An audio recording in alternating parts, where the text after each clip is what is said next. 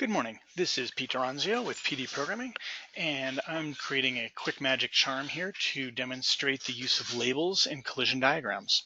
So what we're looking at right now is a collision diagram that I've created, and you'll notice that the labels all have little square braces around them and the case ID in the middle. So if I want to change this, for example, to a date or to the weather or something like that, I can do that. And what I first need to do is go edit it. So the square braces indicate that nobody has ever set a label for this diagram.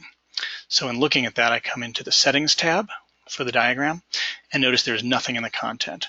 Therefore, we'll have the square braces and the case ID as the default. If I know the name of the field that I want to show as a label, I would just type it in here.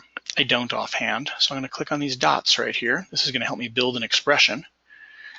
And so the expression that I want to build, I'm going to go look through my list of fields. That's what this is right here, is all my query fields, the fields I have available in the database.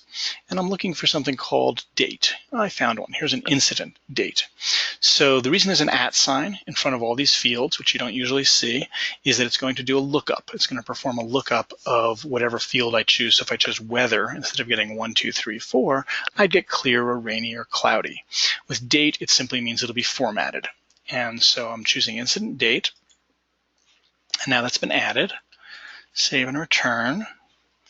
And go back and look at my diagram. You'll see incident date is now in the box. So my label is to be incident date.